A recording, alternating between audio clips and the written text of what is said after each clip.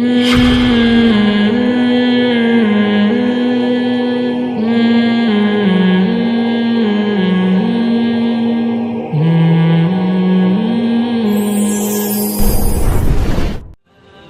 میں اماموں کا بھی یہی حال ہے. مسجد میں امام کی جو تنخواہ رکھی جاتی ہے نا کہ بھئی آپ کو ضرورت کیا ہے, اتنی میں گزارا نہیں ہو رہا آپ کا, تو بھئی گزارا تو 5,000 میں بھی ہوتا ہے. سوکھی روٹی صبح چائے میں ڈبو کے کھاؤ, گزارا 5,000 میں انشاءاللہ ہو جائے گا. آپ کو سوکھی روٹی تو ملتی نہیں ہے, روٹی 5,000 میں کہاں, تو بھئی بھوسی ٹکڑے والے سے خریدو. آپ بھوسی ٹکڑے والے سے ہول سیل کے حساب سے روٹی خریدو اور صبح پانی میں ڈبو کے کھاؤ, طاقت آئے گی.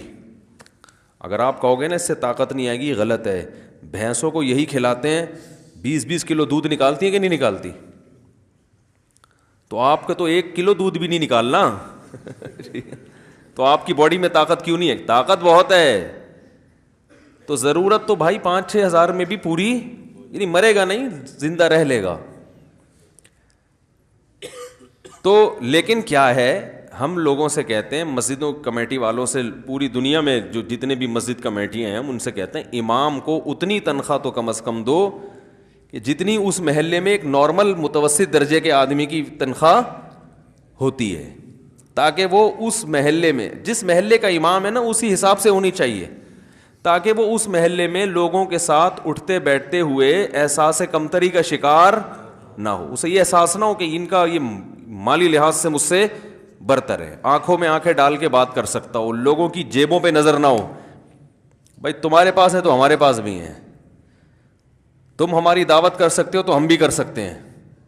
ایسا نہیں ہو بیچارہ وہ انتظار میں ہو کہ فلانا کا انا للہ ہوگا تو جمعرات کو ان کے ہاں سے کوفتے سے اصال ثواب کے لیے ہمارے گھر آئیں گے تو کوفتے پکیں گے, ورنہ ہمیں کوفتے دیکھنا نصیب نہیں ہوں گے. یہ چل رہا ہوتا ہے, لیکن ایسا ہوتا نہیں ہے. امام کو تنخواہ دی جاتی ہے اس کی ضرورت کے حساب سے کہ بھائی تمہیں کیا ضرورت ہے. تو میں کہتا ہوں جو امام کو ایسی تنخواہ دے رہے ہیں نا, اس صدر سے بولو کہ تمہیں کیا ضرورت ہے اتنے پیسوں کی, جو تنخواہ مجھے مل رہی ہے تم اس میں گزارا کر لو. گھر کا بھی یہی معاملہ ہے, ایسے کھٹے پٹانے گھر دیے جاتے ہیں. زیادہ تر, ساری مسجدوں میں نہیں, بہت سی مسجدوں میں اچھے حالات بھی ہیں, تو گھر اس کو بالکل ایسا کھٹارا دیا جائے گا. تو گھر بھی ایسا ہونا چاہیے جیسا اس محلے میں لوگوں کے گھر ہیں. یعنی میں یہ نہیں کہہ رہا کہ آپ اس کو علاقے کا کونسلر بنا دیں, درمیانہ ایک ریشو تو نکالا جائے نا, یہاں کے غریب کو اور امیر کو دیکھ کے ایک ریشو بھئی یہاں غریب آدمی کی تنخواہ اتنی ہے, پیسے والے کی اتنی ہے, تو اس کی درمیانی رکھی جائے کم از کم. تو ایسے موقع پہ مسجد کا امام سے لوگ پوچھیں گے ضرورت پوری ہو رہی ہے, وہ بیچارہ سچ سچ بتاتا ہے. امام حضرات تو اکثر سخی ہوتے ہیں. یہ مولوی لفظ ایسا ہے نا کہ سخاوت اس کے ساتھ جڑی ہوئی ہے.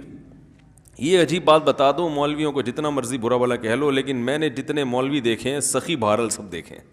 یہ ایک دین کی علم کی برکت ہے کہ انسان جب مدرسے میں پڑھتا ہے, علم دین حاصل کرتا ہے, تو ایک چیز اس کے دل سے نکل جاتی ہے, کنجوسی. یہ پتہ نہیں علم کے لواز کچھ چیزیں آٹومیٹیکلی آ جاتی ہیں, آٹومیٹیکلی جو ہے نا وہ آ جاتی ہیں. تو ان میں زیادہ تر میں کیا ہوتی ہے؟ سخاوت. ہم نے علماء میں کنجوسی نہیں دیکھی اب تک. میں نے کوئی ایسا عالم اپنی زندگی میں نہیں دیکھا جو کنجوس ہو. تبھی آپ دیکھیں کہ علماء میں اکثریت بھی احتیاطاً کہہ رہا ہوں, ورنہ تو شاید 100% ہی اسی طرح معاملہ ہے.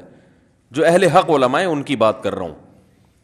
اہل حق علماء میں 99.9% میں نے کبھی مالی لحاظ سے روتے ہوئے نہیں دیکھے. ہائے ہائے ہائے کرتے ہوئے نا, ہائے گزارا ہی نہیں ہو رہا, ہائے یہ نہیں ہو رہا, ہائے یہ نہیں ہو رہا, ہائے یہ نہیں ہو رہا. خوش رہتے ہیں, سفید پوش جیسے لوگ ہوتے ہیں نا اس طرح رہتے ہیں. گزارا ہو رہا ہو نہ ہو رہا ہو وہ گھر کا مسئلہ ہوتا ہے. باہر آپ سے ایسے ہی ملیں گے جیسے بہت سے بھی زیادہ اچھا کھلائیں گے بھی پلائیں گے بھی. کسی کے پاس کھلانے کا ٹائم نہ ہو تو ایک الگ بات ہے. بعض علماء بڑے سخی ہیں لیکن کھلانے کا ان کے پاس ٹائم نہیں ہے. بچے کا نام میکائل رکھ سکتے ہیں, رکھیں بھائی میکائل.